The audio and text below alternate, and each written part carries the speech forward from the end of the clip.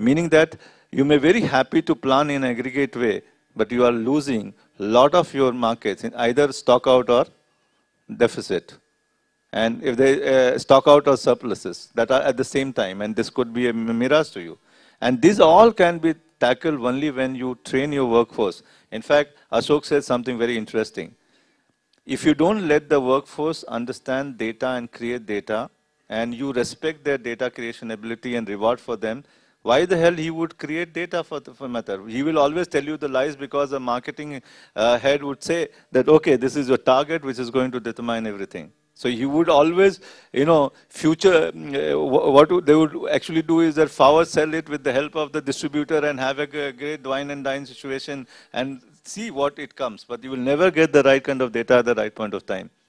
And these are certain things. So the second level is that please strengthen your structures, processes, and linkages. It's a managerial issue, not just a data issue. Manage data, manage your structure. Third, build partnership, as Ashok rightly said, across the supply chain where each and everyone sees same schedule and part, a single forecast. That minimizes your inventory, doesn't do away with it. There are other factors which will always be operative. So you minimize your cost of supply chain inefficiencies and you make your supply chain more efficient. It cannot be to make it totally efficient, but you can definitely do this.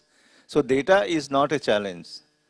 Do you have readability of data? I have seen so many organizations who do not even have a single dedicated demand plan. Who is the owner of the forecast in an organization? Someone will say sales, someone will say marketing, someone will say supply chain, someone will say demand planner, and someone will say finance. In fact, I have worked in my career only with German companies, they are multinationals. They do all the forecasting, and one fine day that there's a budget which comes from Germany, says this is the budget for India market. Your whole forecast goes for a toss. Whole data goes for a toss. Whole your strategy goes for a toss. Now, businesses need to realize that it has to be understood. Okay. And I'll tell you, all businesses are information business today. I think Yvonne Truser in a brilliant book called Blown to Bits says all businesses are information business. They're not logistics or manufacturing or education businesses. Do you understand your information? And that's very critical. Ron, you do warehouse simulation as well.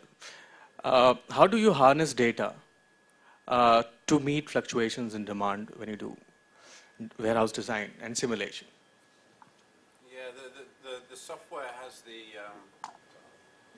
software has the ability to look at peaks and troughs, and it's interesting. Different industries and sectors. I use, for example, the vacuum cleaner. The manufacturer Dyson. I don't know if you've heard of Dyson. 2 days a month, their output doubles, just on 2 days. So their material handling requirements have to be orientated around just those 2 days.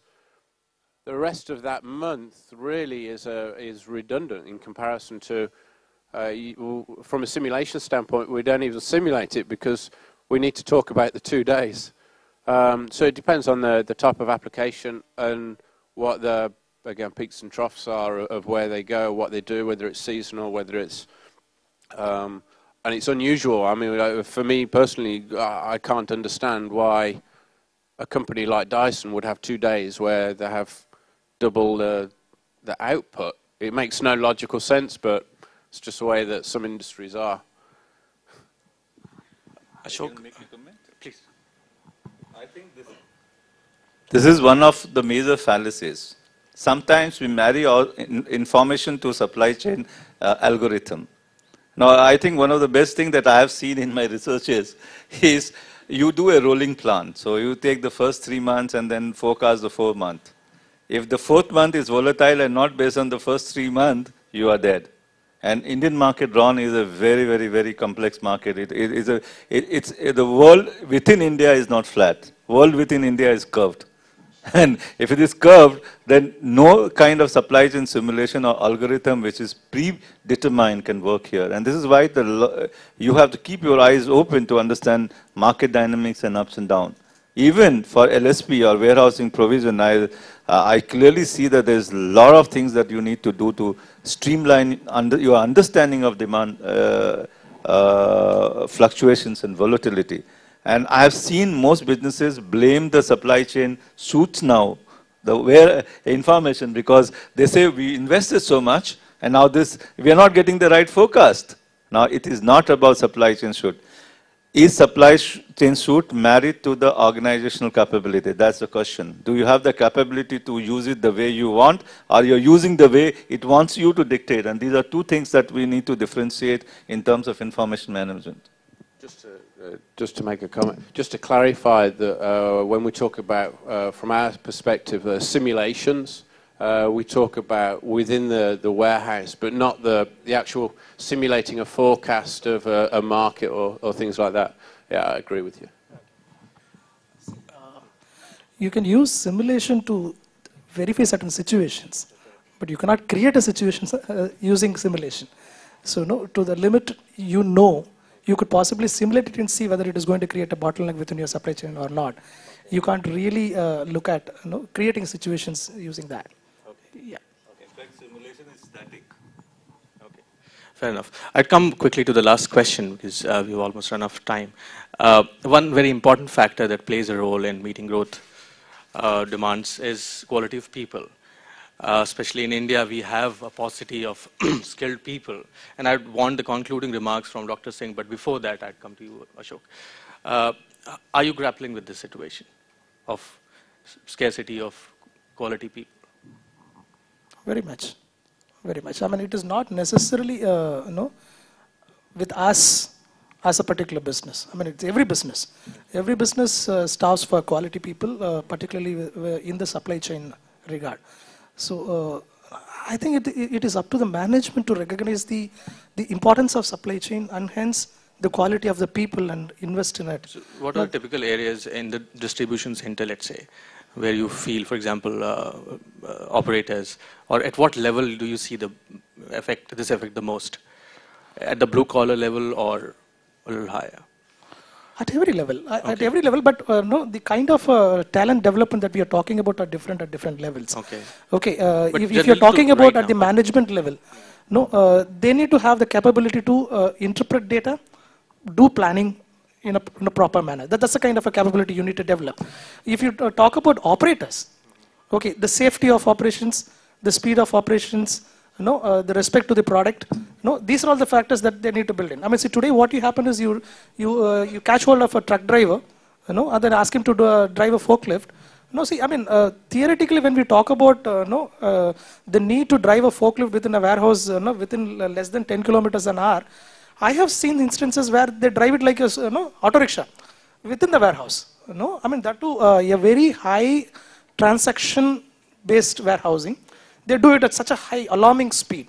Okay, and that too with the aisles not being there for comfortable crossovers and all those things.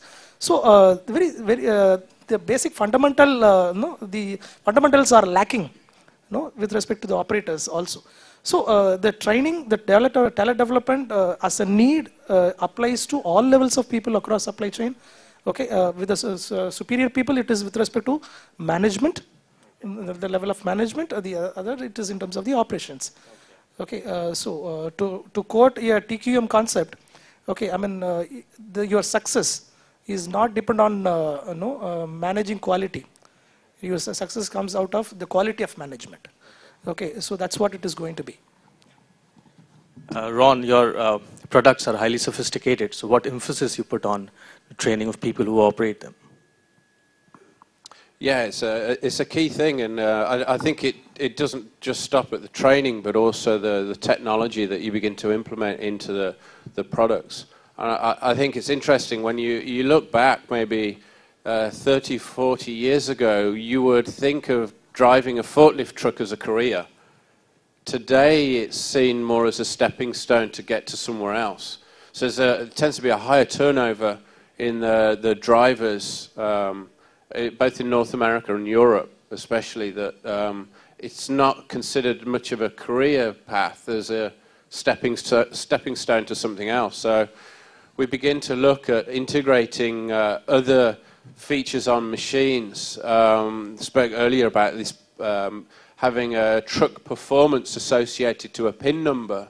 So your night shift has a slower performing speed, because it always happens on the night shift when there's something gets broken, damaged, or if a new driver saying that, oh, if a truck driver goes, we cannot even train him in truck. Anyone is put there, there's no training at all in that sense of term. If you look at a supply chain manager, he's quite confused. He is not taught in a very strong way to understand. I think we did a forecasting survey of understanding of forecasting for 500 corporates in India at Great Lakes. We found that it was, we forgot forecasting because nobody knew what they were doing. It was all rule of the thumb. They defined they have to grow at 15%, 10%, it's a rule of the thumb. I think there is a need for people in industry to look at education as a great opportunity. And if anybody is interested, we have started a concept of Institute of Supply Chain Management. We can partner with them and go ahead with it. I think a lot of people from different part of logistics need to think that. I think there's some fresh thinking that has come up after the research being done by McKinsey that there's a huge gap in supply chain management. But then there has been no concrete step. I think education in India is the fastest growing industry, but when it comes to specialized education, I don't know what's happening. Why is it that people who understand logistics don't want to invest into education sector? Thank you. Thank you so much, Dr. Singh. So there were a few emerging areas from this discussion that we need to focus on, namely demand planning, data visibility, trust between with the management people and with the clients, as well as the quality of people. Before we conclude the session, any questions from the audience for the panel? Okay, thank you so much.